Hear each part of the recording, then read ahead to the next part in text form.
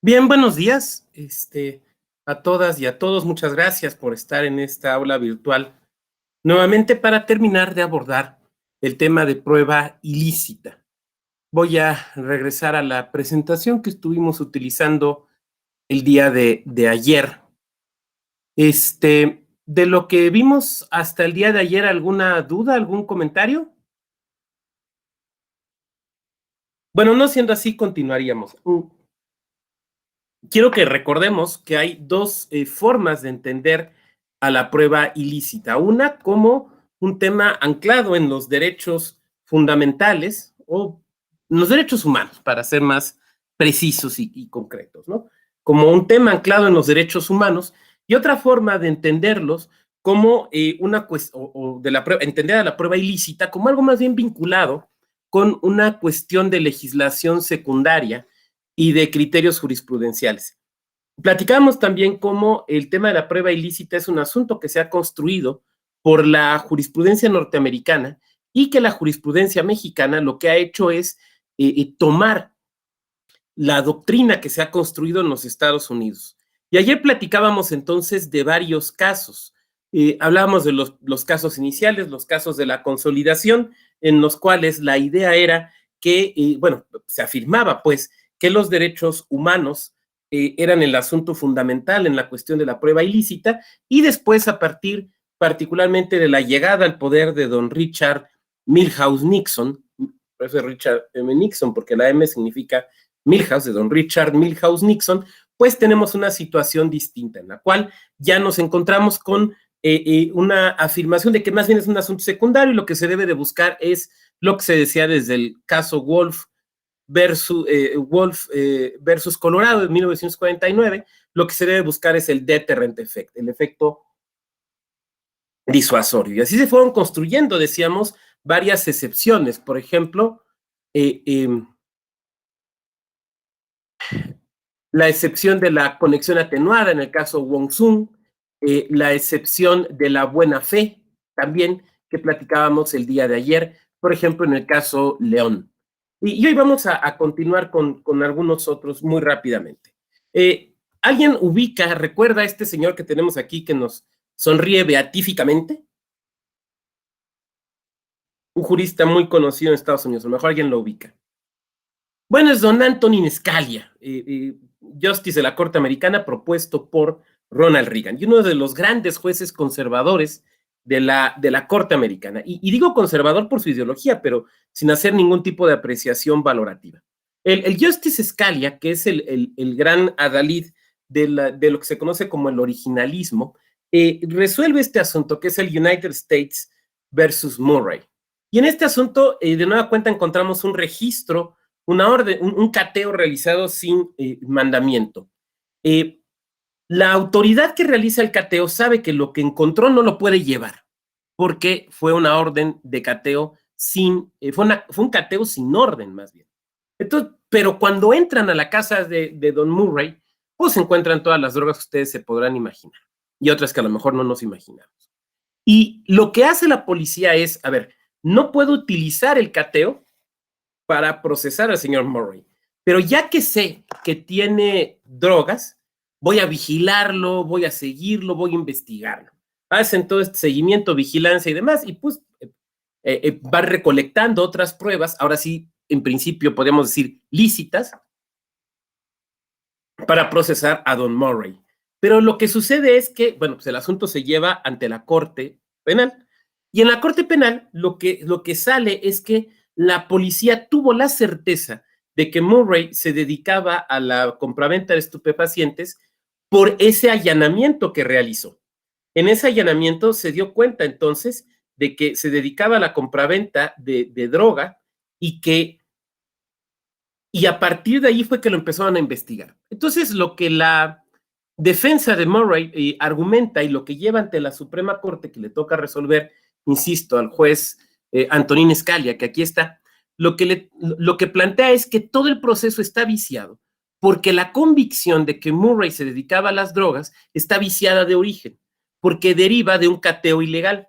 Lo que dice la policía es, a ver, sí es cierto, hice un cateo ilegal, pero no me llevé nada y no te acusé con eso. Más bien, a partir de eso te empecé a investigar, que son dos cosas distintas, ¿estamos de acuerdo?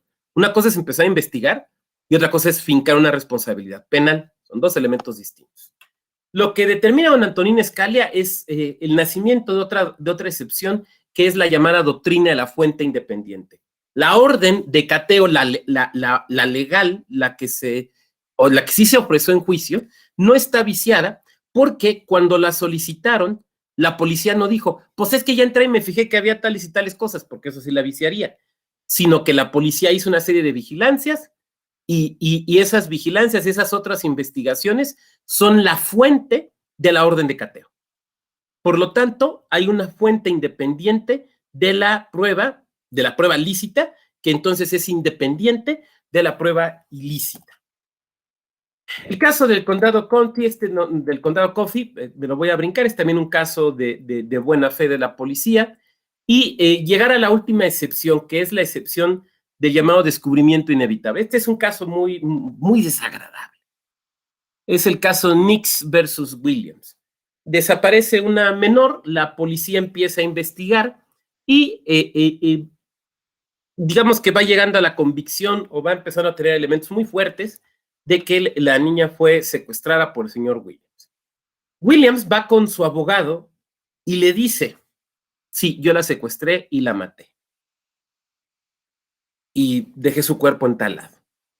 Me quiero entregar. Entonces el abogado le dice, bueno, ok, te vas a entregar, te vamos a defender y todo.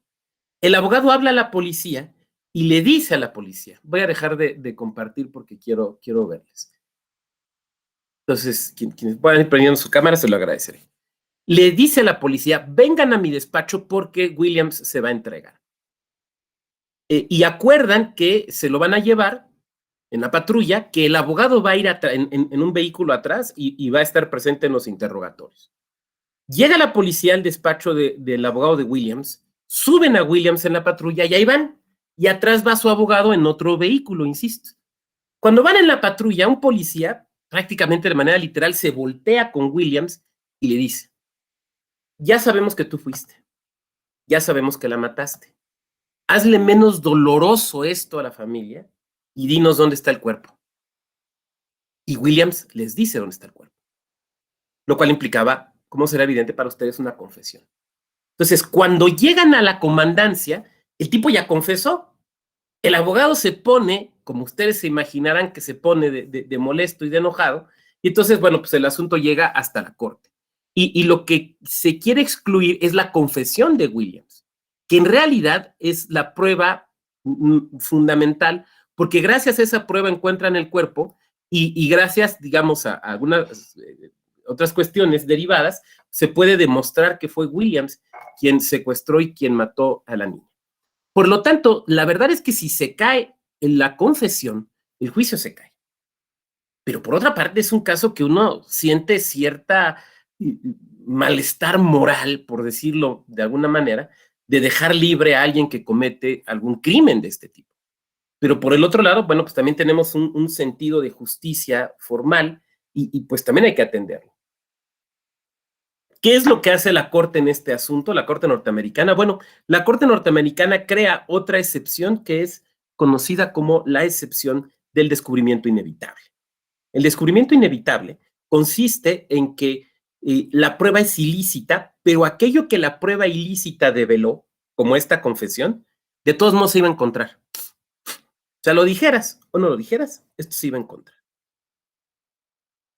¿De dónde se desprende en este caso? Bueno, ustedes habrán visto documentales, programas televisivos de cuando buscan personas perdidas en Estados Unidos y habrán visto que, por ejemplo, hacen unas líneas muy largas de gente con policías, gente de las academias de policías, voluntarias, voluntarios, que van, digamos, separados 5 pasos, van, por ejemplo, revisando en un bosque, ¿no? Pues van todos en una larguísima línea, viendo hacia abajo y separados por 5 pasos. Y de repente alguien dice, adelante, y dan un paso y siguen viendo hacia abajo. Y de esta forma, bueno, pues van viendo con mucho cuidado el piso y pues lo que se puede encontrar. Entonces dicen que esta línea estaba aproximadamente a más o menos una milla, milla y media del cuerpo de la persona que buscaba. Entonces lo que dice la corte es, ok, la confesión es ilegal, sí, es ilícita, no hay duda, pero de todos modos iban a encontrar el cuerpo. Lo iban a encontrar porque ya estaban digamos, en la zona, y esa línea de personas que estaban buscando iba avanzando hacia esa parte. Yo no sé qué tanto nos pueda convencer, pero bueno, pues es la otra excepción que se creó. Nuestra Corte Interamericana de Derechos Humanos se ha pronunciado en temas de prueba ilícita cuando tiene que ver con tortura. Pero francamente creo que eso no es ningún problema que lo entendamos. O sea, una confesión arrancada con tortura es prueba ilícita. Entonces, no tiene que venir la Corte Interamericana a decírnoslo, ¿no? Ya lo dice nuestra Constitución, tenemos una historia con esos temas, entonces creo que esa parte no es complicada. Pero fuera de eso, en realidad la Corte Interamericana como que no ha sido un tema al que le haya tenido que entrar. Sin embargo, el Tribunal Europeo de Derechos Humanos sí, en un caso que es el Schenck versus Suiza. ¿De qué trata este asunto? Bueno, pues el señor Schenck está casado, ya no quiere continuar con su matrimonio, pero en lugar de proceder a un divorcio en los mejores términos posibles, decide matar a su esposa. Y para esto pone un anuncio en una revista para mercenarios. Ustedes saben que hay revistas de armas, revistas de mercenarios, donde pues se ponen anuncios, ¿no? Contrato, guardias de seguridad para venir a trabajar a mi casa en Kuwait, cosas por el estilo. Entonces pone ahí un anuncio, no muy claro, lo contacta un mercenario, y esto es importante, no un sicario, un mercenario, que no es lo mismo. Y entonces se quedan de ver. Y el señor Schenck le dice, mire, lo que yo necesito en realidad es que usted mate a mi esposa. Le voy a pagar tanto.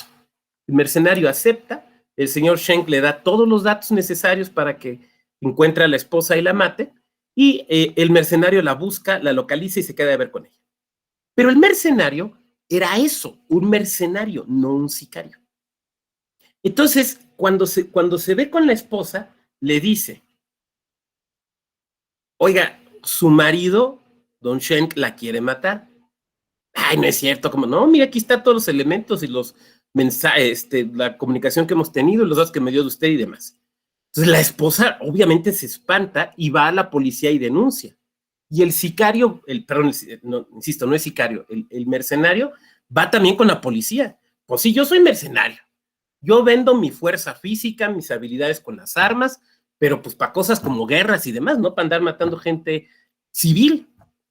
Y entonces lo que hacen es que el mercenario se comunica con Schenck y graban la comunicación para dársela a la policía. Y en esa comunicación el mercenario le dice, ya localiza a tu esposa en tal lado, así, así, así. Sí, sí, sí es ella. Oye, entonces, ¿sí quieres que la mate? Sí, sí, tú, adelante con el pacto.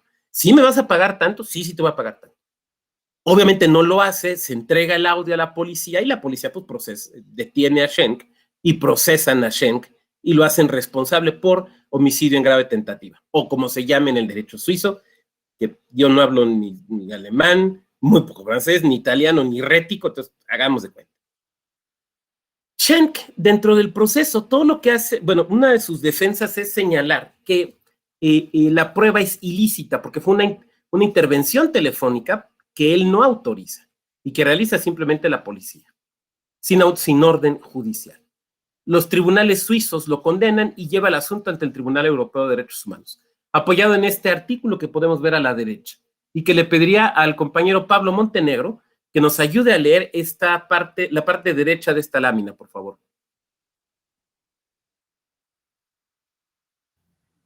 Claro que sí, doctor. 6.1. Convenio Europeo de Derechos Humanos, según el cual toda persona que tiene derecho a su causa será oída, equitativa, pública y dentro de un plazo razonable, por un tribunal independiente e imparcial establecido en la ley, que decida los litigios sobre sus derechos y obligaciones de carácter civil o sobre el fundamento de cualquier acusación de manera penal dirigida contra ella. Muy bien. Los abogados de Schenck se fundamentan en este artículo y consideran que a partir de él hay una exclusión de la prueba ilícita, a partir del Convenio Europeo de Derechos Humanos. El Tribunal Europeo lo que hace es decir, a ver, don Schenck, sus abogados vengan. A ver, don Schenck, ¿Le dijeron quién lo acusaba? Sí, sí me dijeron. ¿Le dijeron cuáles eran las pruebas en su contra? Sí, sí me dijeron cuáles eran las pruebas en mi contra. ¿Le permitieron ofrecer pruebas? Sí. ¿Le permitieron alegar? Sí. ¿Pudo agotar la cadena impugnativa prevista en el derecho suizo? Sí. Entonces no hay ningún problema. Se respetaron las reglas del debido proceso. Yo no puedo decir, Tribunal Europeo, en cada país cuáles son las pruebas lícitas y cuáles no. Mientras se respeten las reglas mínimas del debido proceso, ese es un asunto de cada país. Yo creo que es una buena decisión. O sea, eso, hasta ahí digamos lo que dice la sentencia. Yo creo que es una buena decisión y una decisión lógica, porque la materia de la prueba ilícita en Europa está vista de muy distintas maneras. España, por ejemplo, básicamente sigue las mismas reglas que hemos visto, porque también ha partido de las ideas del Tribunal de la Suprema Corte norteamericana. Pero, por ejemplo, Alemania o el Reino Unido, que tienen tradiciones jurídicas distintas, siguen una forma, o Francia, siguen una manera distinta de entender la prueba ilícita. Entonces, si el Tribunal Europeo de Derechos Humanos estableciera una forma única de entender la prueba lícita o la prueba ilícita, pues me parece que generaría un problema complejo para la administración de todo el sistema jurídico. Muy bien, ¿hasta aquí nos va quedando claro? Nos vamos a saltar a México y el primer asunto que vamos a ver es el caso Lidia Cacho. Compañera Adriana del Rocío, ¿puedes leer la lámina, por favor?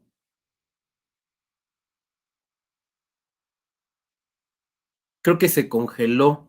Compañera Claudia Adriana Chávez. Claro. Tú...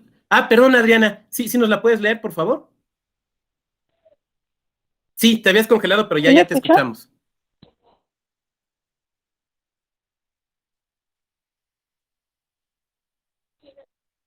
¿Sí estás ahí, Adriana? Como que te oigo entrecortada. Si me permites, Adriana, mejor en un momentito te pido que leamos otra, pero te estamos escuchando entrecortado, te ofrezco una disculpa. Claudia, ¿nos puedes ayudar a leer, por favor? Sí. Claro que sí, buenos días. Criterios de la Suprema Corte de Justicia de la Nación. Caso Lidia Cacho.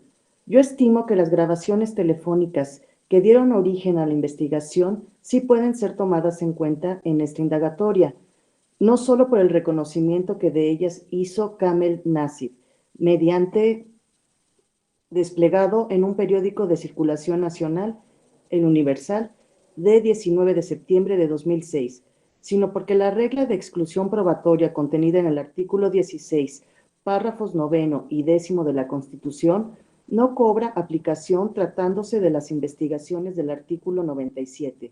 El citado artículo señala que las comisiones privadas son inviolables y que las intervenciones autorizadas se ajustarán a los requisitos y límites previstos en el propio precepto constitucional y en las leyes, sin lo cual carecerán de todo valor probatorio. El concepto valor probatorio, tal como se utiliza en el artículo 16 constitucional, tiene un contenido eminentemente procesal o adjetivo, del que cabe concluir que las intervenciones a las comunicaciones privadas no pueden ser utilizadas para probar hechos en procedimientos de naturaleza administrativa o jurisdiccional, pero sí tratándose de las investigaciones del artículo 97 constitucional, cuyo objeto no es la adjudicación de responsabilidades, sino la averiguación de hechos que constituyan violaciones graves a las garantías individuales. Este asunto, ustedes lo recuerdan, fue un tema muy discutido, muy discutido. Y les quiero platicar que cuando empecé yo a preparar esta clase, la primera vez que me tocó, pues yo rebotaba esto con nuestro jefe de unidad, con el doctor Carlos Baez Silva. Y Carlos, casualmente, fue uno de los secretarios de estudio y cuenta de los primeros asuntos de prueba ilícita en sala superior. Entonces, pues la verdad es que me pudo retroalimentar muchas cosas que ahora ven ustedes reflejadas pálidamente en esta exposición, pero entre las cosas que Carlos me sugirió fue, vete al caso Lidia Cacho, pero vete sobre todo a la discusión. En la discusión se dijeron cosas muy interesantes. Por ejemplo, la postura aquí del ministro, ahora ministro en retiro, Góngora Pimentel, que nos ve aquí como con una actitud crítica, a ver si podemos interpretarlo adecuadamente. Porque en ese caso sabemos que es una prueba ilícita porque es una grabación ilegal. Es una grabación ilegal porque se interviene ya sea el teléfono del gobernador o el teléfono del empresario sin orden judicial y sin autorización de ellos. Sabemos que no fueron ellos quienes dan a conocer la comunicación. Ahora, alguien, podemos sospechar quién, pero son meras sospechas, y no vamos a caer aquí en una especie de sospechosismo, diría el clásico, filtra la información a un periódico. Este periódico presenta una transcripción y sube a su sitio el audio, un audio que muchas y muchos escuchamos. Incluso recordarán que había gente, probablemente con dudoso gusto, que en sus teléfonos lo traía como tono de llamada, ¿se acuerdan, no? Que estabas de repente en una reunión y alguien decía, ¿qué pasó, papá? Unas de coñac y demás, ¿no? Y era que le estaba sonando el teléfono a una persona que le parecía chistoso tenerlo ahí como audio. Bueno, entonces ahí lo que sucede es que la postura del ministro Góngora es, a ver, aquí lo que vamos a hacer no es procesar penalmente, porque lo que están resolviendo en la Corte es aquella vieja facultad que ya desapareció, que hace un par de días habló de ella justamente el presidente de la Corte, el ministro presidente Saldívar, la facultad de investigación de la Corte por violaciones graves a derechos humanos, y que esas violaciones graves a derechos humanos implicaban una facultad de investigación para efecto de determinar si había o no algún tipo de, ¿cómo decirlo? Algún tipo de responsabilidad, y que esto provocara que se llevara incluso el asunto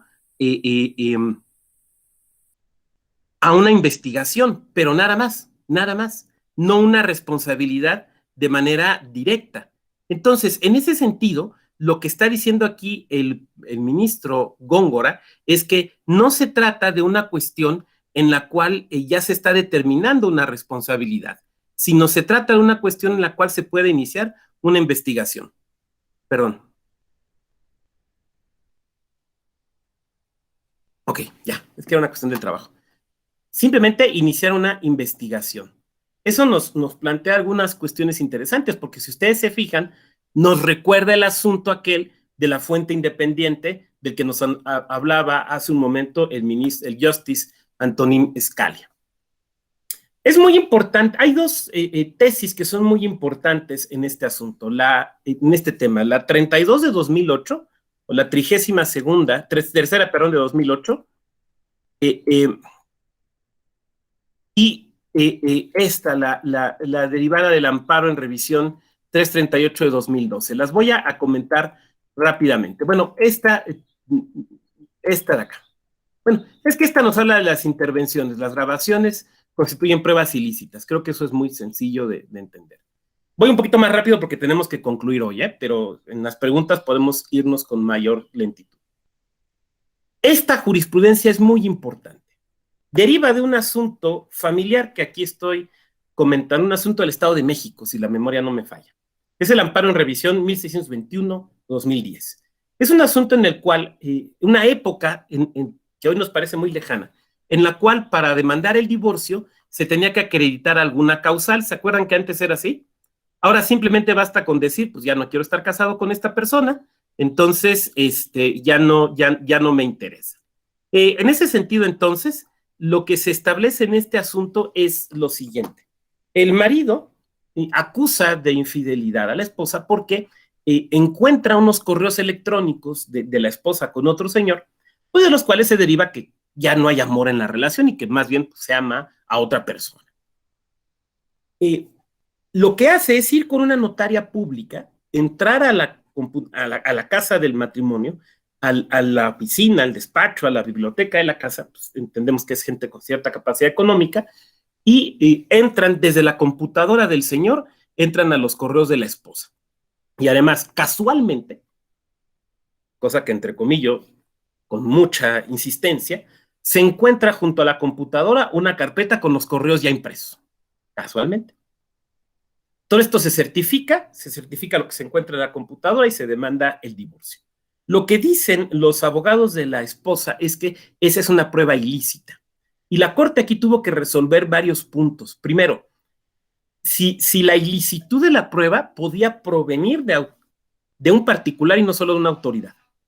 Porque en los casos que hemos visto, en la mayoría de los casos que hemos visto, por no decir que en todos, y también en la redacción constitucional, pareciera ser que el tema de la prueba ilícita se presenta cuando es una autoridad quien la ofrece, no cuando es un particular. Y aquí era un particular ofreciendo una prueba que podía ser ilícita. Ese es el primer punto. El segundo punto era si los correos electrónicos, insisto, es el año vamos a suponer que esto se conoció en primera instancia en 2007, 2008, ¿no? 2010 es cuando llega a la corte. Si los correos electrónicos tienen la misma protección que que el correo postal, que sabemos que ese sí tiene una protección constitucional clarísima. Si puede haber una cuestión de secrecía allí que esté tutelada y que entonces provoque que la prueba sea ilícita. Uno de los elementos interesantes en este asunto era por qué el señor tuvo acceso a los correos de la esposa, porque entró a la cuenta de correo de la esposa y dice, pues es que una vez me dio la clave para entrar a sacar no sé qué cosa. Algo que no nos parece tan extraño. Digo, muchos tenemos ahora aquí los correos electrónicos y demás, pero hay personas que no los traen en el teléfono, se les complican. Entonces, ¿cuántas veces, por ejemplo, hablas a la oficina? Oye, me mandaron un correo que necesitamos contestar. Por favor, entra a mi cuenta, la clave es tal, la contraseña es tal. Contesta diciendo esto. Entonces le decimos a un compañero, ayúdanos, ¿no? Pero eso no quiere decir que nuestro cuate pueda andar entrando cada vez que quiera, ¿no? Sino se lo estamos pidiendo en esa ocasión. Alguien de ustedes me podrá decir, oigan, pero hay que cambiar la contraseña. Bueno, esa es una estupenda y una espléndida recomendación, pero no es una obligación. ¿Estamos de acuerdo? Todos estos asuntos o todos estos temas fueron resueltos en esta jurisprudencia. Bueno, en esta tesis. ¿Quién nos puede ayudar a leerla, por favor?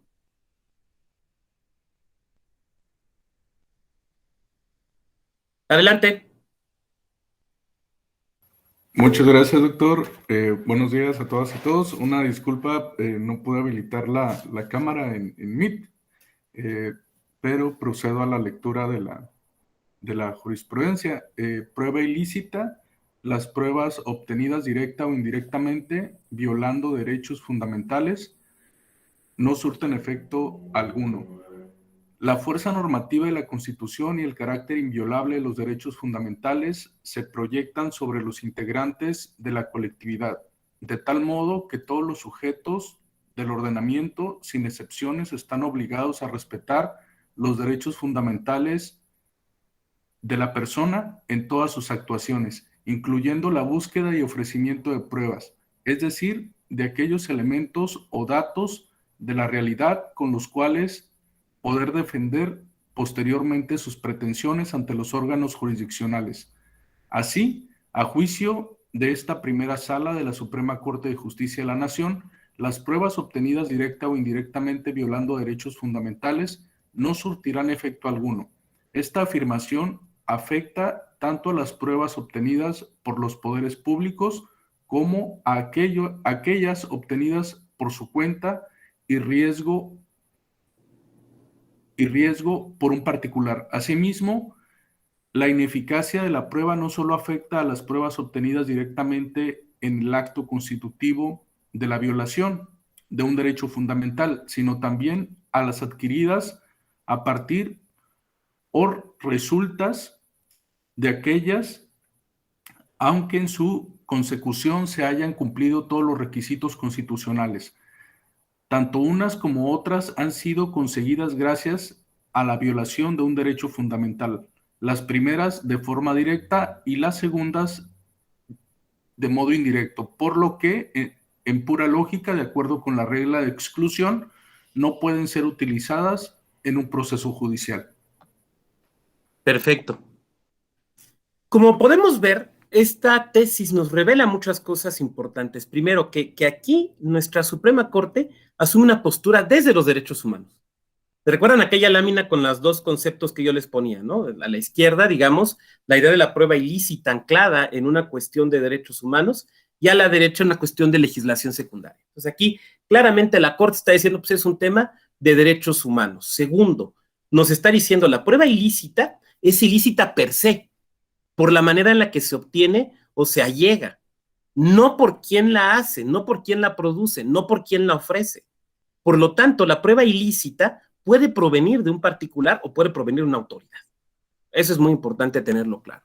Segundo, nos habla también de que la prueba ilícita lo es, o tercero, perdón, porque viola derechos fundamentales de manera directa o indirecta. Y que, decíamos, lo que provoca es que todas las probanzas que deriven de esa ilicitud son ilícitas también. O sea, la doctrina del poisonous tree, la doctrina de los frutos del árbol envenenado, claramente aquí nos lo está diciendo nuestra Suprema Corte. Llegamos a otro asunto. Este es un asunto muy importante. Este es un asunto también de la primera sala de 2015, donde vamos a ver si hay o no algún ajuste en los criterios. Les platico un poquito el asunto y luego les voy a pedir que me ayuden a leer la resolución. Bueno, no toda, sino una parte. Es un asunto penal donde son detenidas algunas personas que se presume forman parte de una banda que se dedica a diversos actos delictivos, entre otros a la extorsión, al secuestro. Los detienen en un operativo, entonces detienen a varios integrantes de esta supuesta banda y la policía les quita unos teléfonos celulares y en estos teléfonos celulares pues se encuentran mensajes de extorsión y para cobrar rescates y cosas por el estilo. Se los llevan, eso se los encuentran al momento de la detención, obviamente. Se los llevan, les toman las fotografías de identificación y con estas fotografías de identificación, varios son identificados por presuntas víctimas de distintos delitos cometidos por estas personas.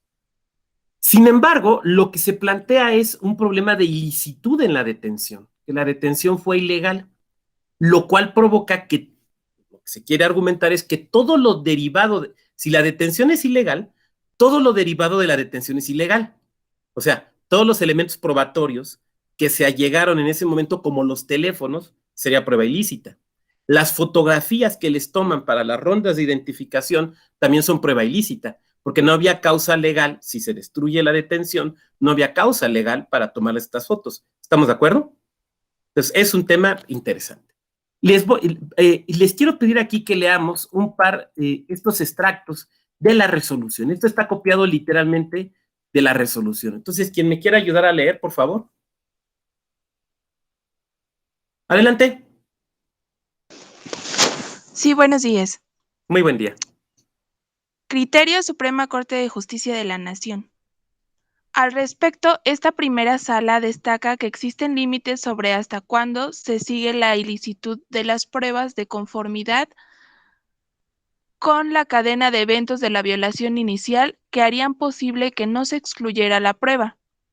Dichos supuestos serían, en principio, y de manera enunciativa y no limitativa, los siguientes. Inciso A. Si la contaminación de la prueba se atenúa. Inciso B. Si hay una fuente independiente para la prueba.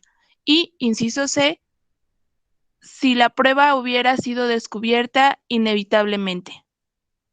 ¿Continúo? Sí, por favor. 85.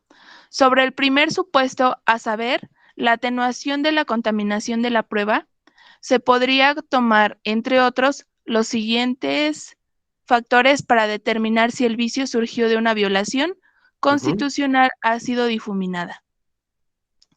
Inciso A.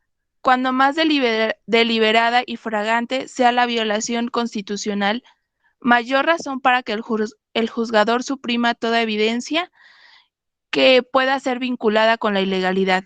Así, la violación es no intencionada y menor. La necesidad de disuadir futuras faltas es menor y irresistible. Inciso B. Entre más vínculos o peculiaridades existan en la cadena entre la ilegalidad inicial y la prueba secundaria, más atenúa la conexión. Inciso C. Entre más distancia temporal existe entre la legalidad inicial y la adquisición de una prueba secundaria, es decir, que entre más tiempo pase es más probable la atenuación de la prueba. Tú misma, por favor. 86. Con base en el anterior estándar y en la aplicación al caso concreto, habría de considerar en relación con este primer supuesto si efectivamente existió una violación constitucional inicial sobre la detención de tal entidad, que impida dar validez no solo a la prueba recabada durante la misma, sino a toda aquella surgida con base en la misma. 87. Respecto del segundo supuesto, a saber, si hay una fuente independiente para la prueba, habría que determinar si las fotografías tuvieron una fuente distinta y separada de la detención. 88. El tercer punto para no excluir la prueba consistirá en determinar si ésta hubiera sido descubierta inevitablemente en el proceso. Dicho supuesto se refiere, en general, a elementos que constituyan una prueba del delito, un arma o un cuerpo, que hubieran sido encontrados independientemente de la violación inicial. Habrá que determinar, en el presente caso, si dicho estándar se adecua a la toma de fotografías. Muchas gracias, compañera, por la amable lectura. Antes de analizar la tesis que surge de este asunto, quiero regresarme aquí. ¿Se fijan que expresamente nuestra Corte está recogiendo las excepciones que veíamos construidas por la jurisprudencia americana? Expresamente, es más, lo que está haciendo es tomando la traducción literal. Está hablando de las mismas excepciones que vimos del caso americano. Aquí, por una cuestión de espacio, no copié los pies de página o las referencias, pero en esta sentencia y en otras, la Corte hace referencia a los casos que vimos, de la Corte americana. Por eso insisto que esa es la razón por la cual cuando uno habla de prueba ilícita en México se tiene que referir, creo, necesariamente a la manera en la que esta doctrina fue construida en el máximo tribunal norteamericano. Entonces, por ejemplo, nos habla, dice, si la violación es no intencionada y menor, la necesidad de disuadir futuras faltas es menos irresistible. Ese es el deterrent effect. Ese es el efecto disuasorio. Eso es Wolf versus Colorado de 1949. También nos dice, entre más vínculos existan en la cadena entre la ilegalidad inicial y la prueba secundaria, más atenuada es la conexión. O sea, es la excepción de la conexión atenuada. Es el caso Wong Sun. ¿Se acuerdan? De aquel señor que es detenido, es liberado y luego él va solito y dice, pues sí, yo maté a la usurera, dice, ¿no? Entre más distancia temporal, o por ejemplo también nos habla del descubrimiento inevitable. Entonces, nuestra Corte toma los criterios seguidos en Estados Unidos. Y esto da lugar a esta tesis. Quien nos la pueda leer, por favor. Yo sé que está un poquito apretado, pero bueno, pues no le iba a mochar, ¿no? Entonces, quien nos pueda ayudar a leer esta tesis, por favor.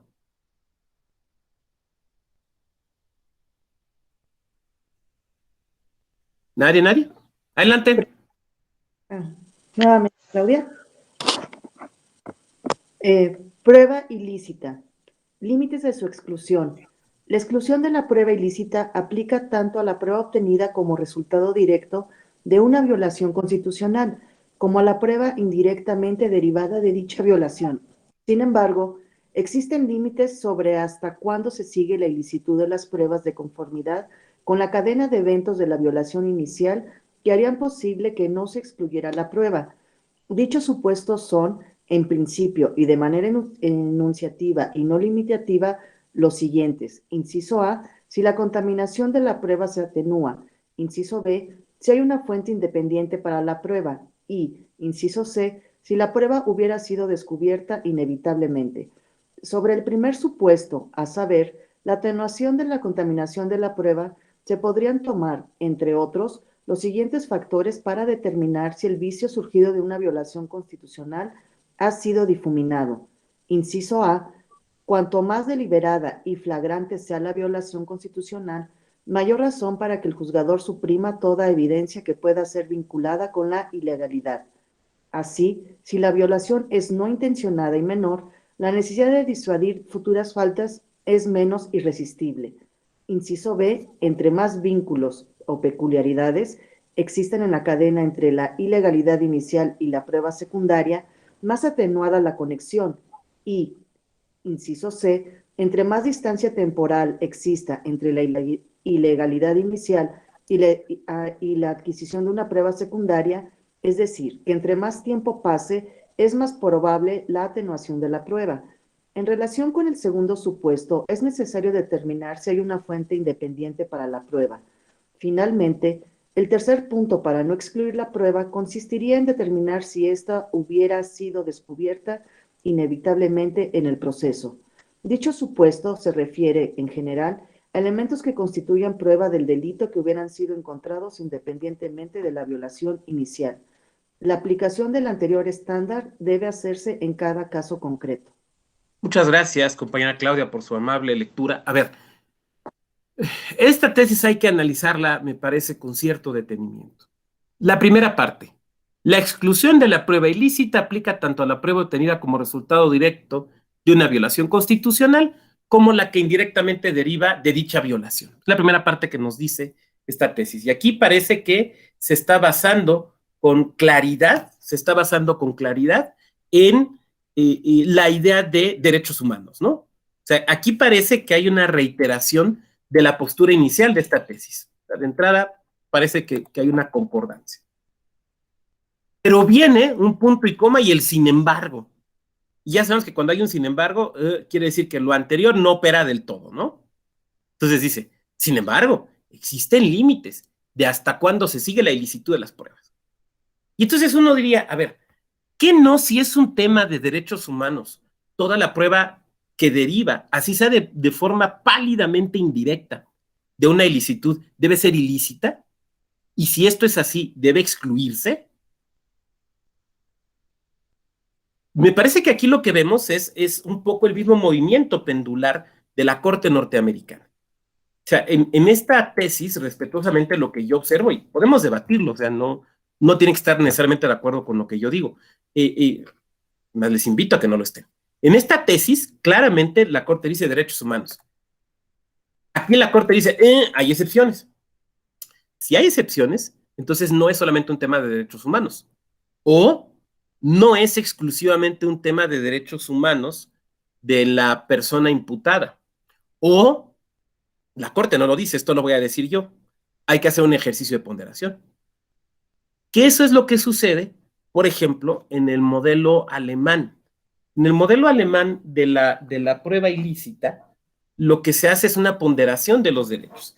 Quería poner un ejemplo con mi libretita, pero veo que no la tengo aquí a la mano. No importa, se los voy a platicar. Hay dos casos en el derecho penal alemán muy similares. En los dos casos encontramos que la policía hace cateos ilegales y se allega de los diarios personales de dos distintas personas. Pero es igual en el sentido de que de lo que se apoderan es de un diario y se apoderan de estos diarios, de este diario, mediante un cateo ilegal. Producto de ese cateo ilegal y de la lectura de ese diario, de esos diarios, en un asunto se cuentan con elementos para probar que un ciudadano está cometiendo un fraude fiscal. O sea, no le está pagando al fisco alemán lo que le tendría que pagar. Y en otro caso se comprueba que un ciudadano está realizando todos los actos necesarios y pertinentes y adecuados para privar de la vida a otra persona. O sea, un homicidio al menos en grado de tentativa. En los juicios respectivos son ofrecidos estos diarios, digamos, como la prueba reina. Y en la indagación de los hechos por parte del tribunal o del juzgado, se acredita que en ambos casos los diarios fueron obtenidos ilícitamente por la autoridad penal. Entonces, en el primer caso, aquel en el cual se comprueba una desviación de un no pago de impuestos, lo que dicen los tribunales es, bueno, pues hay que ponderar por un lado el derecho a la intimidad como derecho individual, pues que nos permite llevar un diario con expectativa de que nadie lo va a leer si nosotros no se lo damos a leer, y el derecho de la administración pública, pues a cobrar los impuestos, que es una prerrogativa de la administración pública. Y ahí lo que dice la sentencia es, pues no ha lugar a permitir la admisión de este diario, porque si bien hay un interés de la administración pública para cobrar impuestos, esto no puede ser superior al derecho individual del derecho a la intimidad. En el segundo caso, la resolución judicial es al revés. Lo que hacen es una ponderación entre el derecho a la intimidad y el derecho a la vida. Y dicen, bueno, en este segundo caso se justifica plenamente que se trate de que se admita la prueba a pesar de la ilicitud de su origen, porque el derecho a la intimidad debe de ceder frente al derecho a la vida. Entonces, en el modelo alemán de la prueba ilícita, lo que se hace más bien es ejercicios de ponderación entre derechos. Yo sé que esto es muy opinable, ¿no? O sea, hay a quien no le gusta la ponderación, quien le parece un método altamente subjetivo, hay quien dice, oiga, doctor, yo soy ferrayoliano, y yo digo que los derechos son reglas y no se ponderan.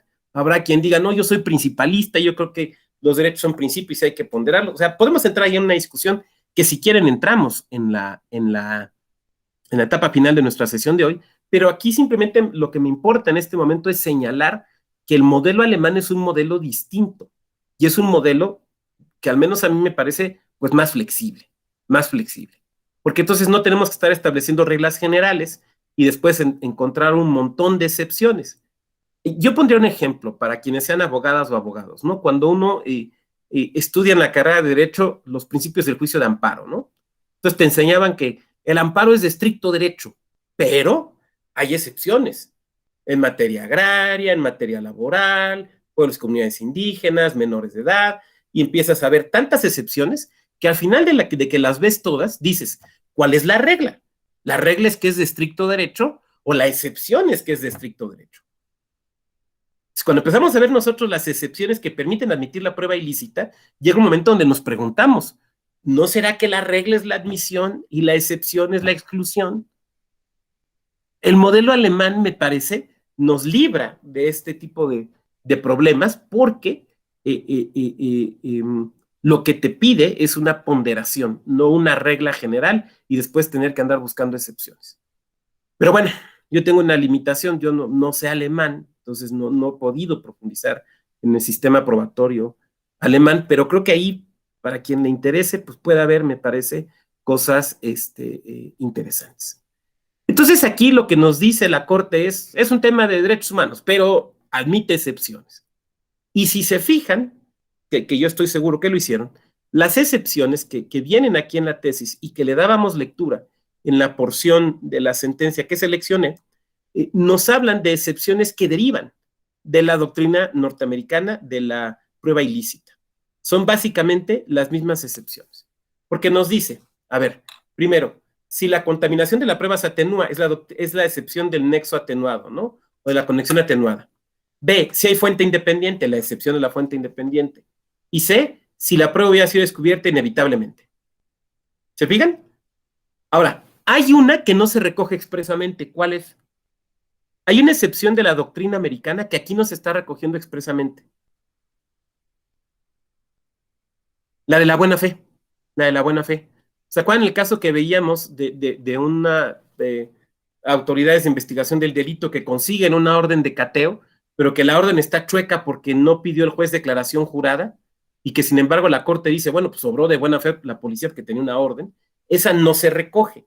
Pero ojo, si ustedes se fijan, la Corte aquí en esta tesis no nos está diciendo que estas son las únicas excepciones posibles. O sea, lo deja abierto para que el juzgador o la juzgadora del caso en particular pueda aplicar otras excepciones. Y también lo deja abierto para ella misma, para la Corte, ¿no? Que además se entendería necesariamente que está abierto para la Corte, que puede recoger más adelante la excepción de la buena fe. Pero, bueno, este es el segundo elemento que quiero que notemos. Y el tercero, que me parece muy importante, es el último punto y seguido. Dice, la aplicación del anterior estándar debe hacerse en el caso concreto. A ver, voy a dejar de compartir porque les quiero ver. Si se fijan, la Corte no resuelve el fondo del asunto. O sea, la Corte no resuelve si la detención fue ilícita o no y hasta dónde podrían llegar los efectos de esa ilicitud. ¿Estamos de acuerdo? La Corte lo que hace es darle, creo que a una jueza de distrito, lo que hace es darle un estándar, que además es un estándar abierto, le da un estándar para aplicar en el caso y resolver el caso, pero no le dice cómo. O sea, por eso en esta parte final lo que le dice dice, la aplicación del anterior estándar debe hacerse en el caso concreto. Entonces, esta tesis de la Corte lo que nos está diciendo, y yo creo que nos lo dice mucho más allá de la materia penal, creo que nos lo dice para cualquier caso donde tengamos un asunto de prueba presuntamente ilícita. Lo que nos dice es que no puedes hacer afirmaciones meramente dogmáticas en una resolución. O sea, que no puedes decir, esta prueba es ilícita, o esta prueba no es ilícita, sino que frente a la duda de la licitud o ilicitud de la prueba, tienes que entrarle al estudio. Y tienes que decir, obviamente es frente a la duda, ¿no? Cuando no hay duda, pues no.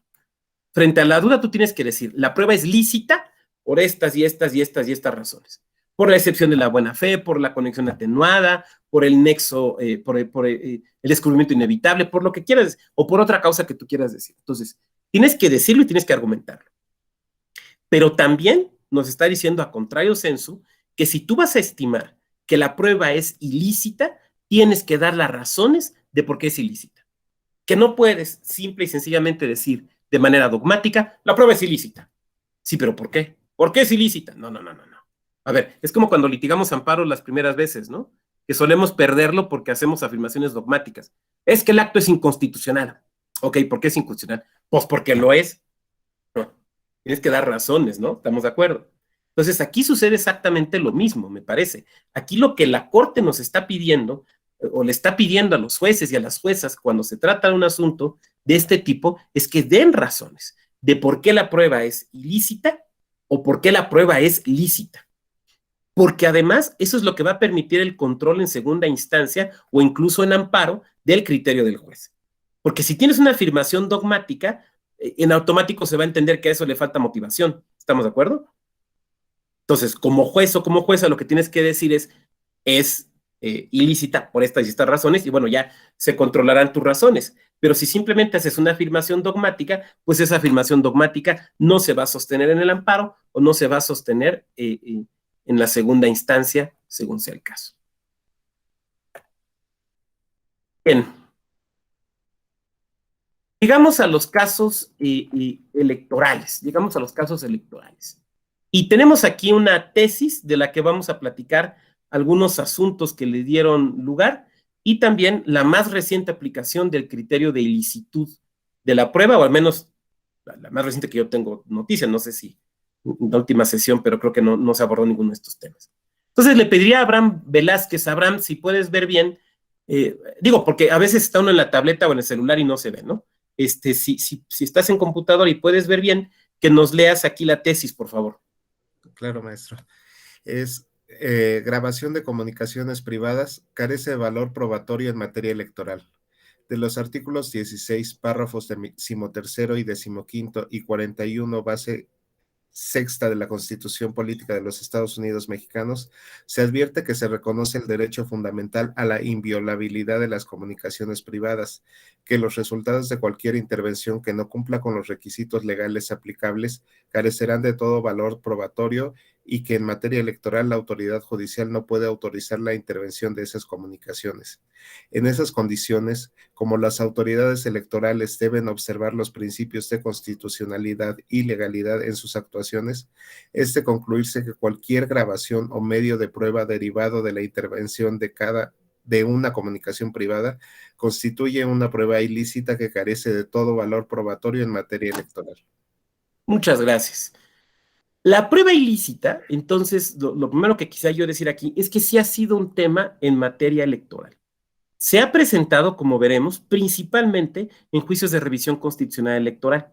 O sea, principalmente se ha ofertado la prueba ilícita en cuestiones que tengan que ver con validez de elecciones o con nulidad de elecciones, particularmente nulidad de elecciones de gubernaturas.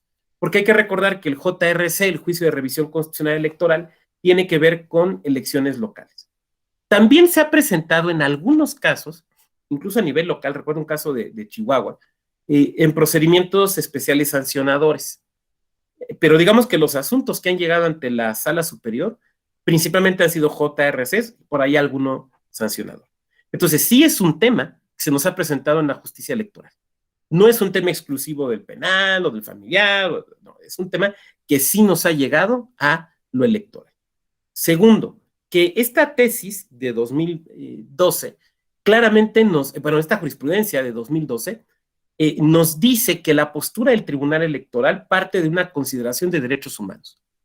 De hecho, en las sentencias que vamos a presentar a continuación, el anclaje que ha hecho la Sala Superior siempre ha sido desde la perspectiva de derechos humanos. Siempre.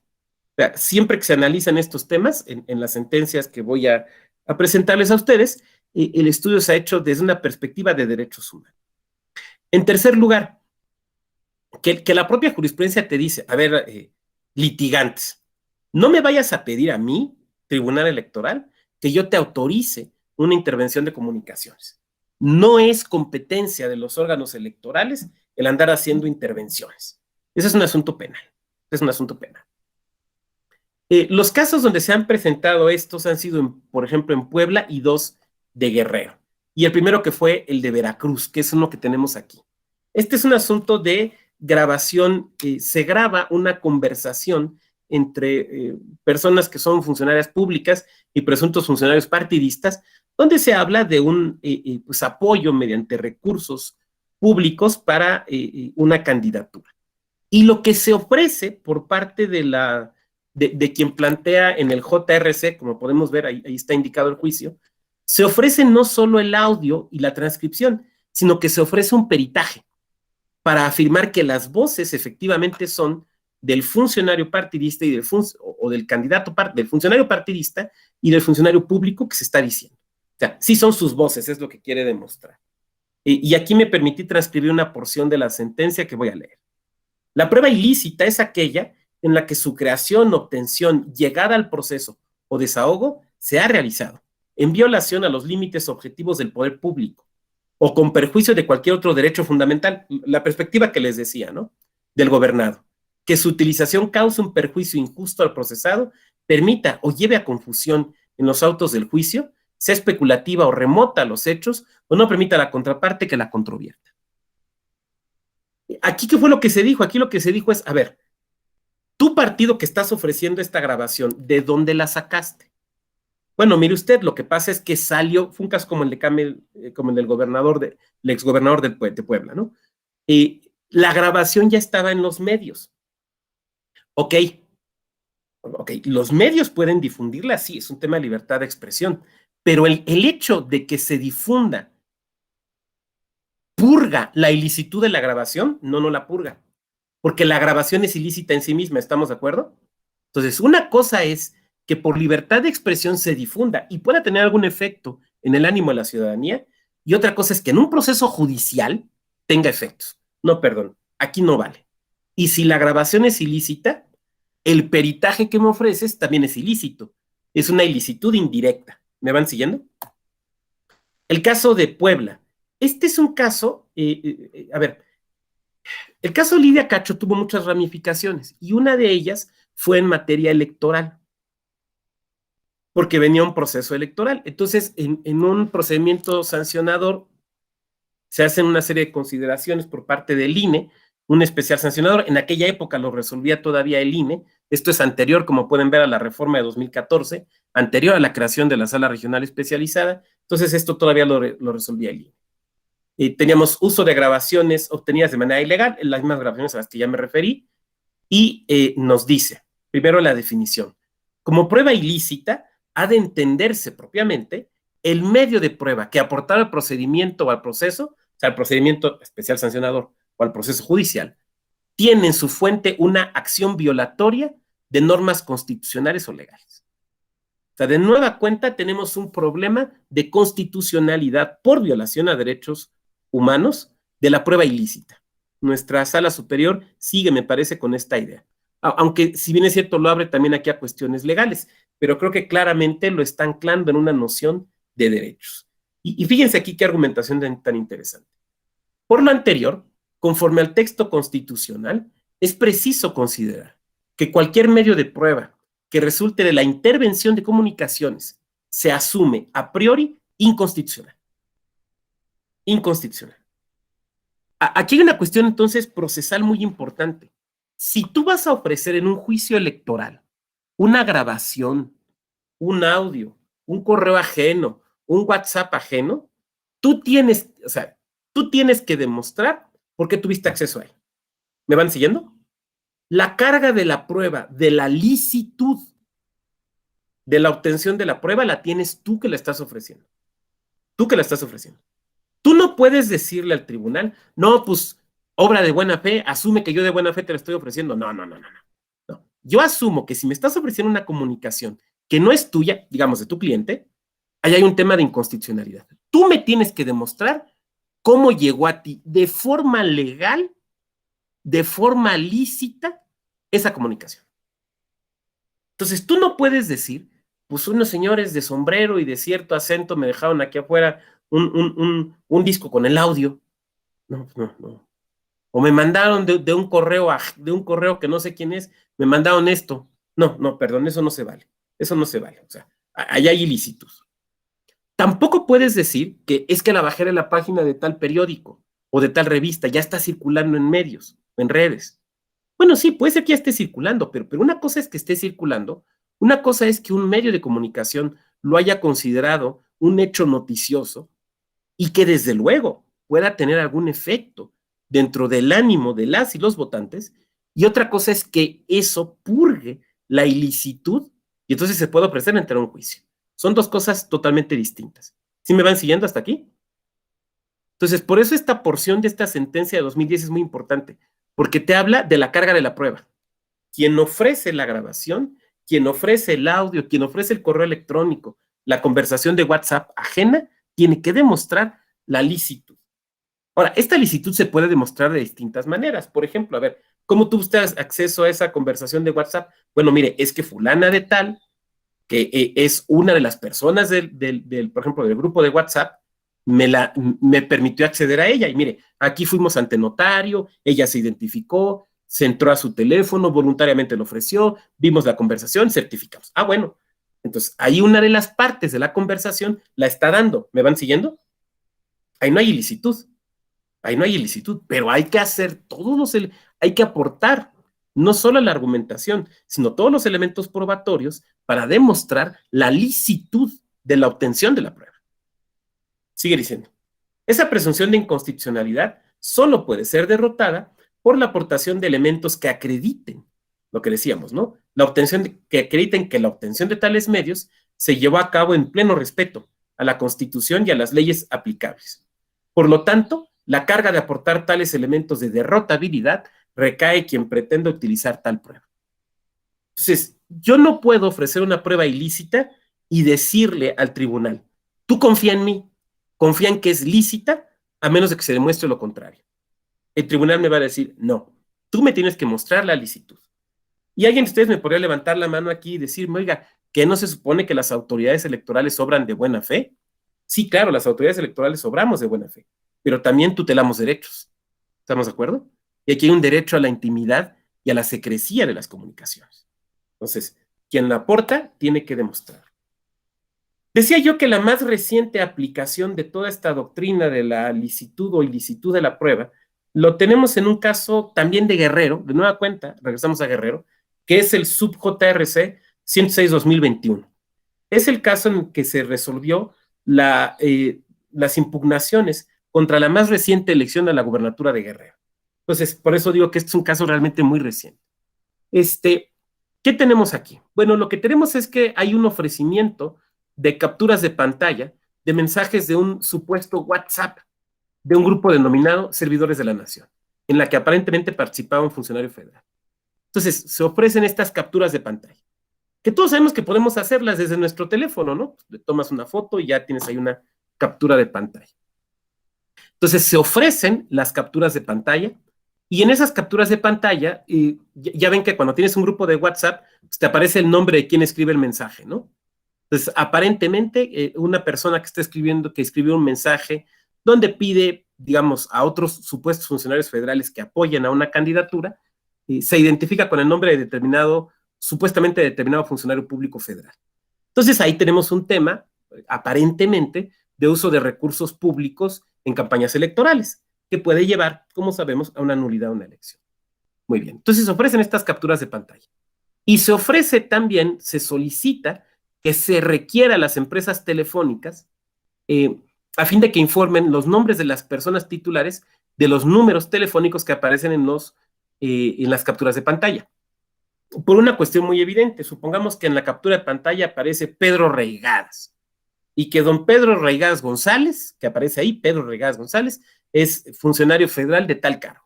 Entonces, si yo consigo demostrar que ese mensaje lo mandó ese Pedro Reigas González, que es funcionario público, bueno, pues ya estoy estableciendo una presunción muy fuerte de que sí está habiendo uso de recursos públicos para favorecer una determinada candidatura, ¿no? ¿Estamos de acuerdo? Ahora, ustedes saben que en materia electoral, cuando se hacen estos requerimientos, primero deben hacerlo los particulares, deben de remitir oficios o escritos a las autoridades o los particulares que deban producir las pruebas, y que si estas no lo hacen, bueno, pues entonces lo va a requerir, como casi siempre sucede, va a requerir el tribunal, que de hecho aquí es lo que se está solicitando. Sin embargo, el asunto que no es profundizado en la sentencia local, sí se profundiza de él en sala superior, porque recordemos que es un JRC contra una elección de gubernatura. Por lo tanto, el asunto lo tiene que resolver sala superior. ¿Y qué dice sala superior? Bueno, la parte más importante me parece es esta. Sin embargo, la parte actora no expuso cómo obtuvo esas pantallas que contienen supuestas, o que contienen conversaciones privadas en una aplicación de teléfono de WhatsApp, y mucho menos acreditó la licitud de su obtención. Voy de nueva cuenta a quitar la pantalla. O sea, es el problema que yo les comentaba hace un momento. Si tú ofreces estas capturas de pantalla, tú tienes que acreditar cómo llegaste a ellas. ¿Cómo las obtuviste? Tú no puedes decir, bueno, o sea, sí puedes decir, pero invalida la prueba.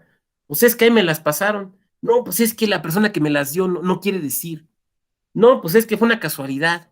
No, pues es que alguien ahí en un restaurante dejó su teléfono abierto, me fijé en esto y le tomé foto y... No, o sea, no, nada de eso. Aquí tiene que haber una licitud en la obtención. Dicho lo anterior, voy a decir algo que no dice la sentencia. O sea, aquí ya voy a empezar a hablar de algo que no dice la sentencia, lo quiero dejar muy claro. La realidad es que hay otro riesgo sobre el que no se ha pronunciado sala superior hasta donde yo entiendo, que es el de la falsificación. Probablemente lo sepan, pero ya hay aplicaciones que te permiten crear supuestos chats de WhatsApp, de Telegram y de otras aplicaciones de broma. De broma. ¿Recuerdan ustedes, por ejemplo, cuando viene el 15 de septiembre, ¿no? Que suelen subir una aparente captura de pantalla del grupo Insurgentes, ¿no? En la corregidora le escribe a Miguel Hidalgo, ya nos descubrieron. Y Hidalgo le escribe a Allende, pélate, tráete los caballos y cosas así, ¿no? Y uno lo ve y parece una conversación de WhatsApp. Y pues, es muy chistoso. Y lo es, ¿no? Pero eso también, o sea, esas aplicaciones, no les voy a decir cuáles son tampoco, pero esas aplicaciones también se pueden hacer para fingir un chat. Entonces yo puedo bajarla y fingir un chat con, no sé, con Brad Pitt, ¿no? Sí, Vado, nos vemos para comer tal día, tal hora. Y yo, vean, mi amigo Brad Pitt va a venir a visitarnos. Ahí sería una broma evidente, pero puede uno inventar cosas con el afán de agredir a alguien. ¿Estamos de acuerdo?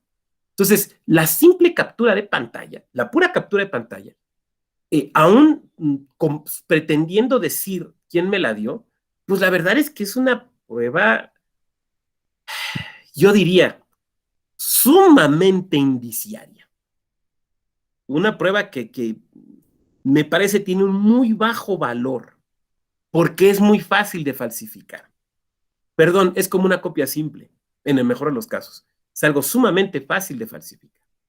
Es muy distinto a cuando yo llevo el teléfono con un notario, con una notaria, con un fedatario, fedataria pública en materia electoral, y se va describiendo en un acta como entramos, prendemos a mi teléfono, doy las claves para el acceso a mi teléfono, entramos a mi WhatsApp, verificamos una conversación, hacemos las capturas de pantalla, certificamos las capturas de pantalla, y además se hace un escrito con fe pública en el cual se hace constar lo que hay en esa conversación. ¿Se fijan qué distinto? Evidentemente lo segundo tiene una fuerza probatoria bastante contundente. Y lo primero, la mera captura, yo lo primero que diría es dudo de la captura, porque es muy fácil generar en estas aplicaciones capturas aparentes de pantalla. ¿Me van siguiendo hasta aquí? Bien, hoy hemos acabado un poco más pronto, pensé que nos íbamos a llevar más tiempo, pero creo que me fui muy rápido, lo cual no me termina de gustar porque puede ser que haya dejado muchas dudas, pero tendremos un muy buen tiempo para las dudas y comentarios. Recordarles solamente nuestras formas de contacto, tanto institucionales como personales. Estamos en Facebook, tenemos nuestro blog de Axis, donde les invitamos a escribir. Sería un gusto y un honor que publicaran con nosotros en el blog. Tenemos varios alumnos y alumnas de diplomados que han publicado constantemente con nosotros y que nos sigan en nuestras cuentas. Si me quieren seguir, bueno, pues ahí está mi cuenta de Twitter también. Yo sé que se dice Twitter, pero no soy hipster, entonces yo le digo Twitter todavía. Entonces, la cuenta de Twitter y mi blog, donde lo que van a encontrar son reseñas de libros que tienen que ver con cuestiones de derecho, de democracia y algunos otros textitos de la materia. Bien, yo quisiera entonces dejarlo hasta aquí. Permítanme conectar la computadora porque se nos está acabando, se me está acabando la pila y pues pasar a sus reflexiones. Entonces, vayamos empezando a levantar la manita virtual.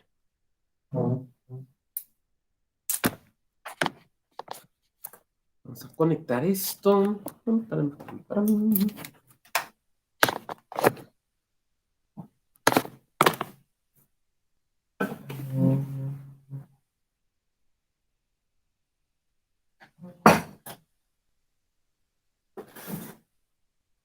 Muy bien, ya está conectado, ya está conectado. Entonces, regresamos aquí a lo visual. Muy bien. ¿Quién quiere hacer algún comentario, alguna aportación, alguna reflexión? Vayamos levantando la manita.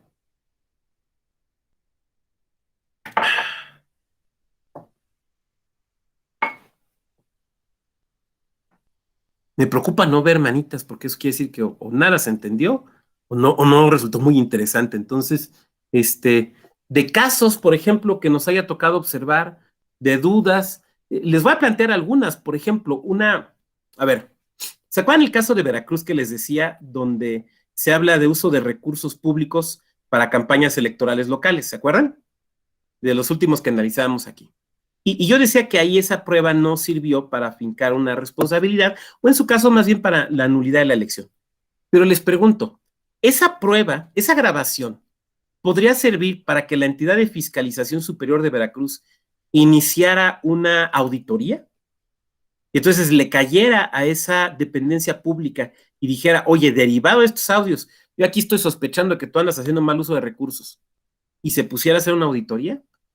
¿Podría servir para que la unidad técnica de fiscalización del INE empezara a hacer una fiscalización muy detallada de esa campaña? Adelante, Abraham, te escuchamos mientras reflexionamos en estas preguntas. ¿Qué tal, doctor? A mí sí me surgió una duda respecto al carácter, digamos, de funcionarios públicos. ¿Qué tan válido sería señalar que, digamos, están en su horario de trabajo, que las reuniones fueron dentro de ese ámbito? Y igual no se revertiría la carga de la prueba en este caso para que ellos demostraran que estaban en una reunión confidencial o en algo así. Digo, En los casos, gracias, Abraham, para que me quede a mí más claro, en los casos de las grabaciones. Exacto. Muchas gracias.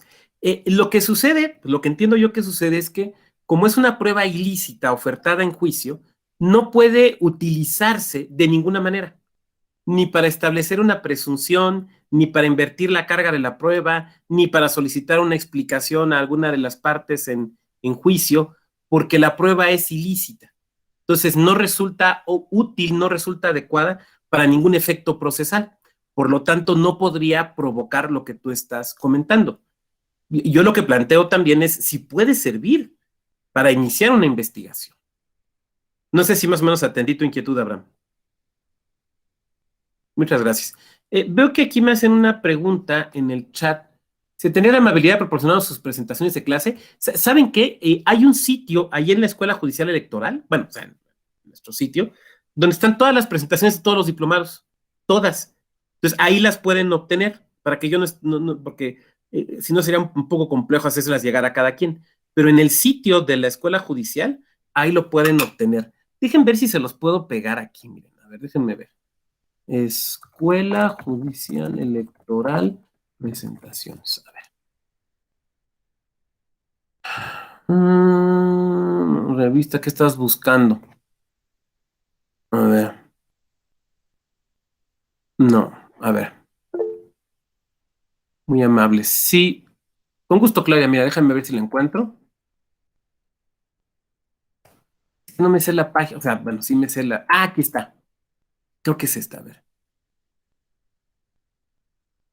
Sí, miren. Bueno, a ver, déjenme checar. Es que la estoy... Ahora sí que yo no entro a esta página porque las tengo aquí en la computadora, pero...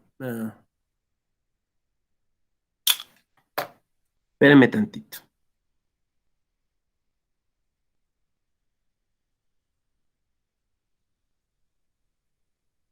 A ver, aquí estoy abriendo. ¿Es en el apartado de material de consulta, doctor? Sí, ya acabo de Ahí entrar ahí. viene, ajá, ahí vienen todos los diplomados y ya le da uno clic y viene todo el material de cada uno. Muchas gracias. De hecho, siguiendo tu amable orientación, ya encontré el sitio.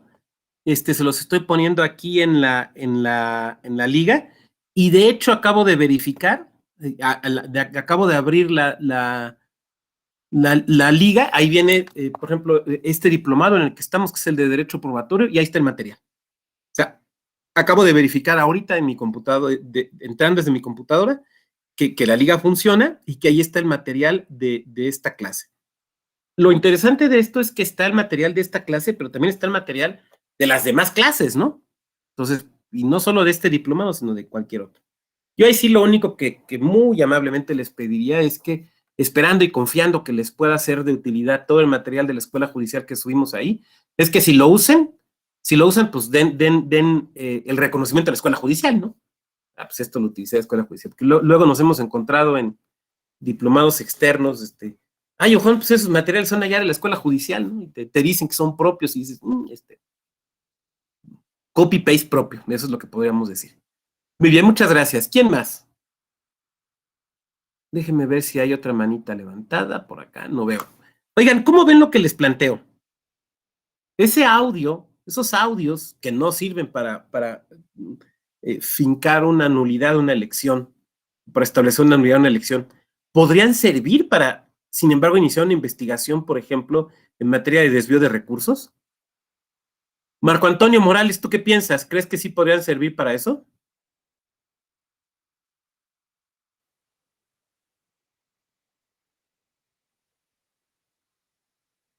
Tu audio, Marco.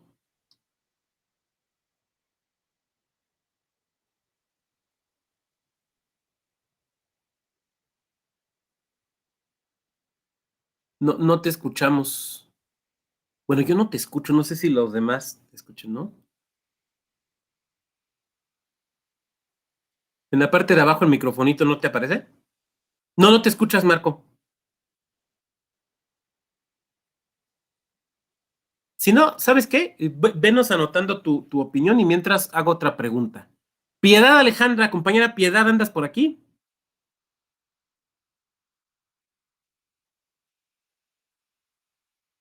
Ayer sí estabas, ¿andas por aquí, Piedad?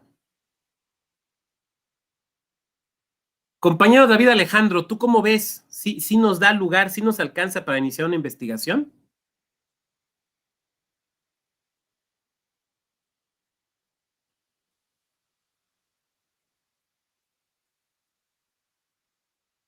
Yo creo que estamos teniendo problemas hoy con el audio, porque también Piedad nos escribe. A ver, tú, Claudia, ¿tú cómo lo ves? ¿Nos da o no nos da para iniciar una investigación? ¿Tú qué crees? Pues yo creo que sí, doctor. Y no nos podríamos defender diciendo que estás iniciando la investigación basados en una prueba ilícita. Es que sí es bien complejo Sí, lo es, lo sé. así como lo planteó con, con los medios, bueno, lo de los ejemplos que planteó, sí se me hace, o sea, llevarlo a prueba, pues es complejo, pero sí da, bueno, a mi opinión sí da pie a que se siga. Y en principio comulgo contigo, pero vamos a ver los comentarios. Muchas gracias, Claudia. Ana Gabriela, te escuchamos. Sí, gracias. Buenos días a todas y a todos. Yo creo que sí, doctor, que sí podría funcionar como una prueba indiciaria. Yo recuerdo que platicábamos con usted de que en el caso donde se había entrado a hacer a una casa, una inspección, y de ahí se había advertido que pues se vendían, que había drogas y demás, ¿no? Pero sin embargo, esta inspección pues había sido extrajudicial, no había sido ordenada de manera, judicial o por una orden judicial. Sin embargo, esta persona va y lo comenta y le dice, bueno, de ahí se empieza una vigilancia, de la vigilancia se ordena con una orden judicial la visita para realizar la inspección, y de esa inspección es la que se toma como prueba para las investigaciones futuras. Entonces, creo que en este caso se podría realizar algo similar. Aunque es un indicio, podría de ahí la autoridad iniciar con acciones de vigilancia a este partido, o bueno, no sé, para verificar cómo está utilizando el presupuesto, de dónde lo está obteniendo, hacer una fiscalización y con ello realizar más acciones que pueden determinar en algo pues que se está estableciendo de manera legal. Es mi punto de vista. Muchas gracias, Ana Gabriela. Yo no sé si yo en lo personal le llamaría indicio, a lo mejor yo le llamaría, las penalistas me podrán corregir, noticia crimis, ¿no? Es la noticia del crimen, ¿no? Me parece que podríamos irnos por ahí. Muchas gracias, Ana Gabriela, por recordar ese caso, además. Miguel Israel Santoyo, adelante. Muchas gracias, doctor. Nuevamente, muy buenos días a todas y todos. Sí, me surge la interrogante también, porque considero que si se considera tomar como base para iniciar precisamente las labores de fiscalización, los referidos indicios, me parece que existe por ahí la posibilidad de una defensa argumentando precisamente la ilicitud. Sin embargo, si la unidad técnica del Instituto Nacional Electoral, la unidad técnica de fiscalización, únicamente lo toma como referencia, es decir, pone las alertas o los focos ámbar, si se permite la expresión, para considerar que hay un área de oportunidad, que posiblemente ahí pues hay alguna infracción en materia electoral, sin tomar en consideración precisamente las pruebas, estos indicios. Me parece que no estaríamos ante tal escenario, pero si se parte o si la base pues son tales, pues existe una posibilidad de defensa muy amplia. Es cuanto. Muchas gracias, Miguel. Sí, es un tema polémico, por eso lo planteo. Muchas gracias. Abraham, adelante, Abraham. Hola, yo creo que sí sería posible porque en este caso creo que las pruebas que determinarían la responsabilidad son más documentales, periciales y demás, no en sí la noticia, por eso creo que está un poco atenuada. Y la otra es que simplemente podría la autoridad actuar de oficio y no mencionar esta prueba, que sería la otra opción para mí. Perfecto, Abraham, muchas gracias. ¿Alguien más? Yo creo que es Marco Antonio nos dice por acá. Considero que perdón, es que me llevo aquí un correo del trabajo y me abre aquí en el mismo espacio. Ya. Considero que como en el caso que nos mencionó, partiendo de la información se inicia una investigación sin decir que la base de la acusación sea precisamente la prueba ilícita. Yo creo que es el caso que veíamos de don Antonín Scalia, ¿no? ¿Se acuerdan? Donde hay un cateo ilegal, bueno, ni siquiera hay una entrada ilegal a una casa, encuentran ahí drogas y demás, no se llevan nada, no usan ese cateo para solicitar el posterior cateo legal, sino que lo que hace la autoridad policíaca ahí es decir, bueno, pues están estos elementos, voy a empezar a investigar. Y lo que ofrecen son otras cosas.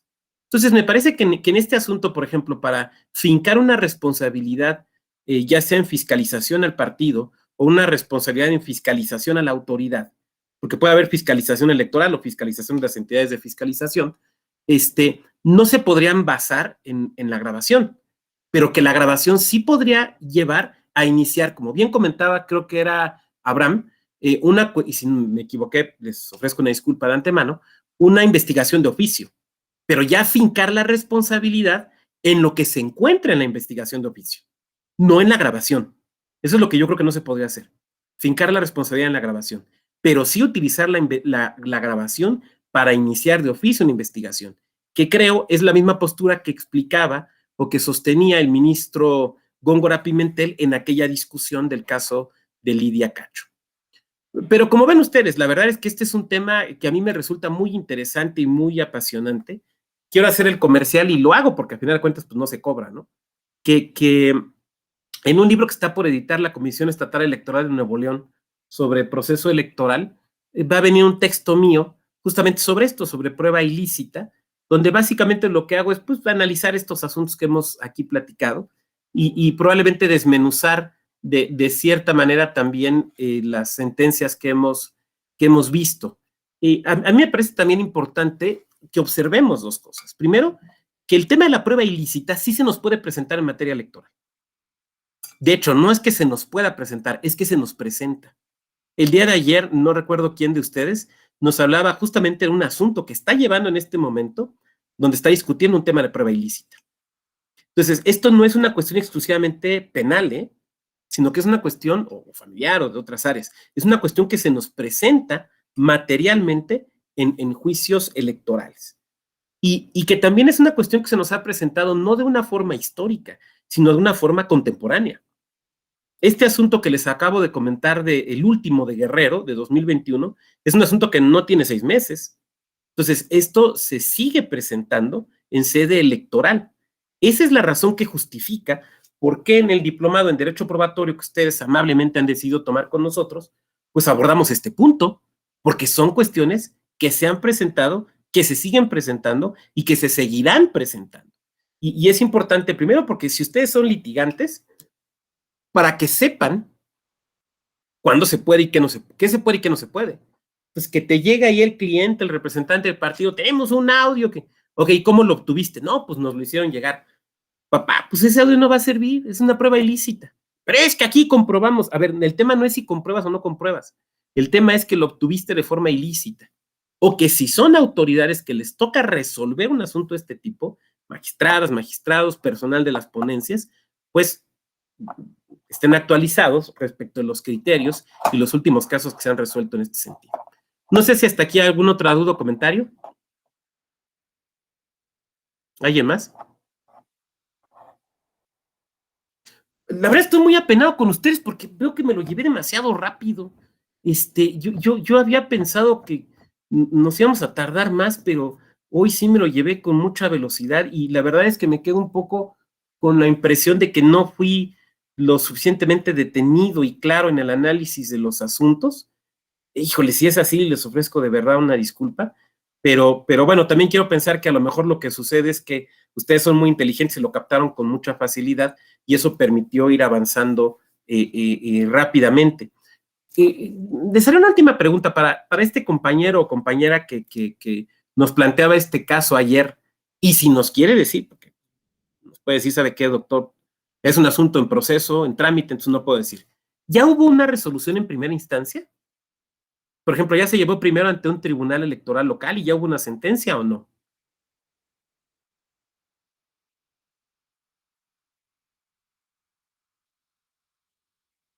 Creo que no está el compañero.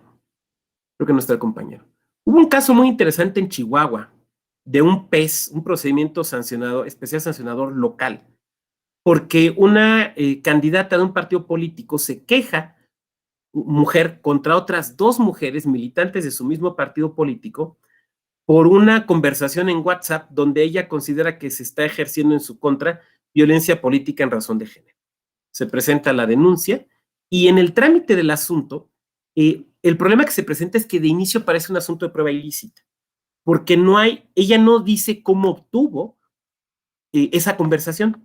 Son capturas de pantalla de nueva cuenta, ¿no? O sea, ella no dice cómo la obtuvo, ella dice, me llegó o tengo esta conversación entre fulano y perengana donde están diciendo tal cosa, véase, y esto es violencia política de género porque están diciendo determinadas cosas respecto de mí.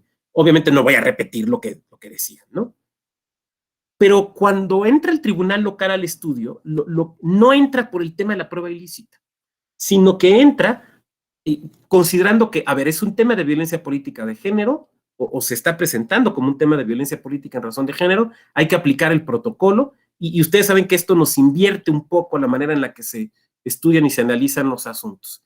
Y lo que dicen es, digamos, tomando por buena la conversación, no constituye violencia política de género. La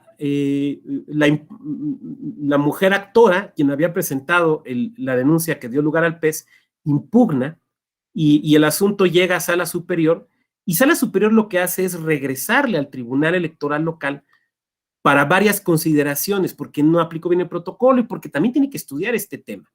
Y cuando regresa el asunto, y yo ahí fue donde me quedé, una de las personas que había participado en la conversación, entiendo que comparece ante la autoridad y dice, sí, sí es cierta esa conversación.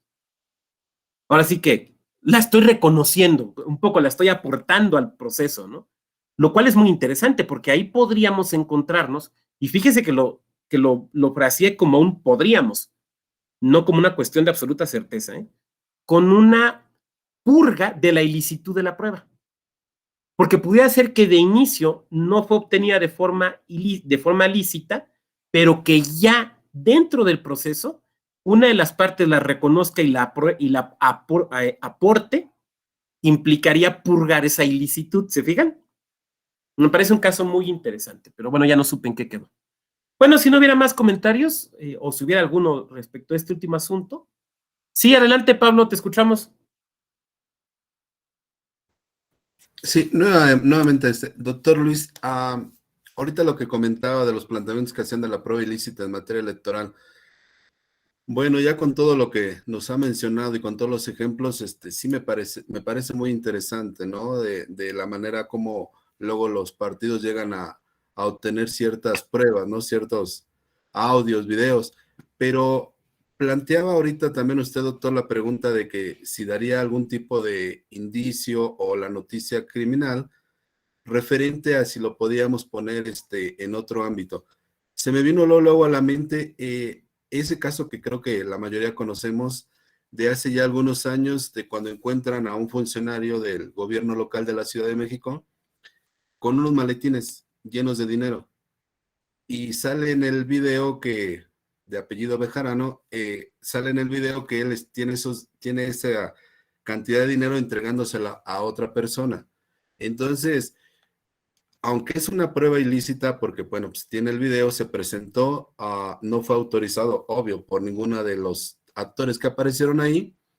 Sin embargo, eso como que dio el indicio o dio el comienzo de que se hiciera alguna investigación de carácter administrativo, y al final sí tuvo sanciones, porque lo que todavía recuerdo es que a este funcionario lo separaron de su cargo e inclusive fue procesado penalmente. La Procuraduría también hizo su investigación y estuvo hasta recluido, ¿no? En un centro penitenciario. Entonces, ahí cómo pudo haber, sí fue, escalando esta prueba ilícita. Y lo que mencionamos, yo estoy que sí da como que un indicio, lo que comentaba también el compañero Abraham, de que a lo mejor se pueda seguir de oficio, ¿no? Porque ahí está ya como que la premisa, ahí está ya el indicio, ahí está esto, ya ustedes sabrán si lo investigan. Ese era mi comentario, doctor Luis.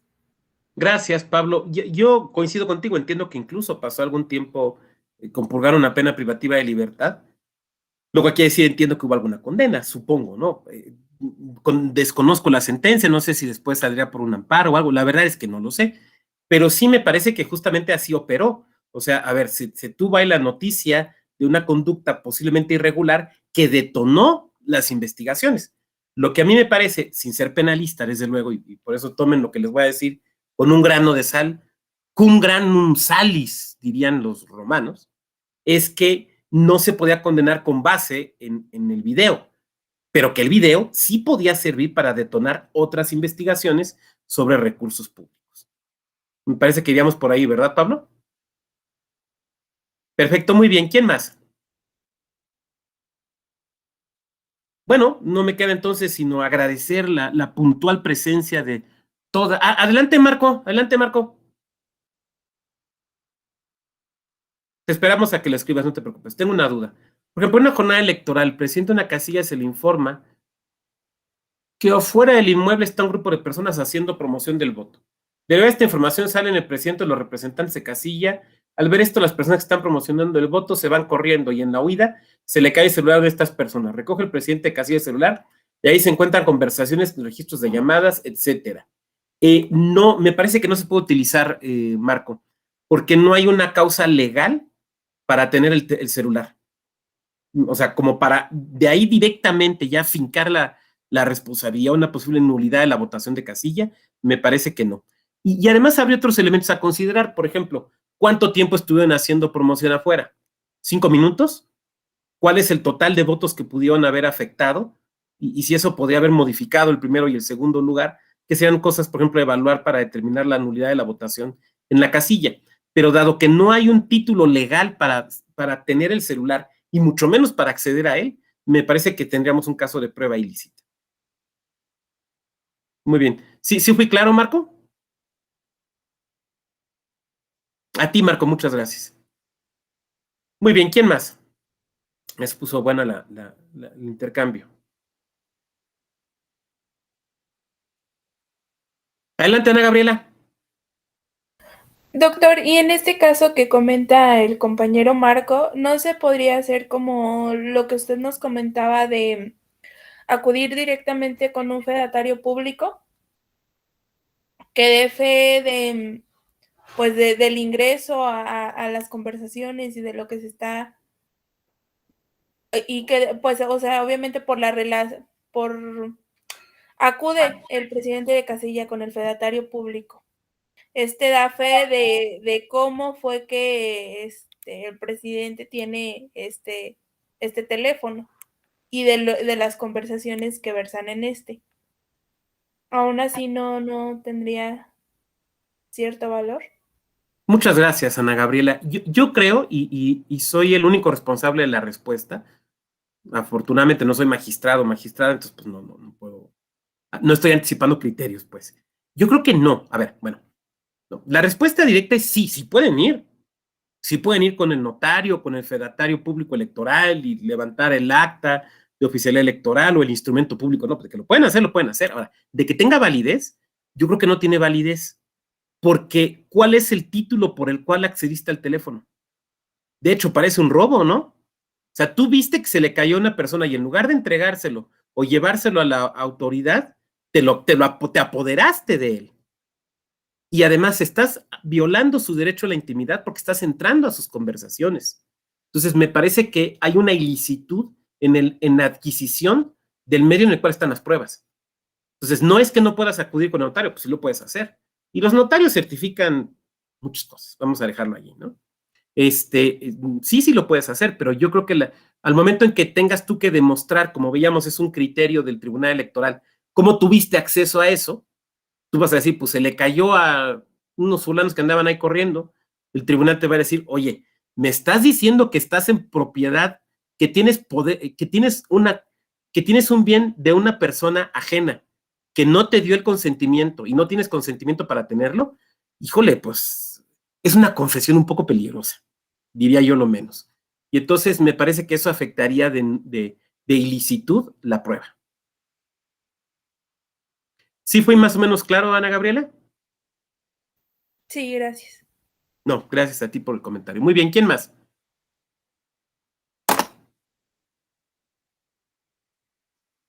Bueno, agradezco entonces, decía, a nombre de las magistraturas a las superiores, desde luego nuestra directora, la doctora Gabriela Rubalcaba García, nuestro jefe de unidad, don Carlos Báez, su presencia en esta sesión de hoy. Les deseo que se sigan conservando con salud y que concluyan muy exitosamente su diplomado. Si quieren profundizar en estos temas de prueba ilícita en materia electoral, hay un texto del doctor don René Casoluengo, también profesor nuestro y que seguramente les ha dado clases o les dará clases, sobre prueba ilícita, y lo pueden googlear así, René Casoluengo, prueba ilícita electoral, y les va a aparecer. Y como les comentaba también, va a salir un textito mío por ahí en un libro futuro de la Comisión Estatal Electoral de Nuevo León, que espero que salga este año, también sobre prueba ilícita con estos últimos criterios. Les agradezco mucho, que tengan muy buen día. Gracias. Doctor, Buen muchas día. gracias.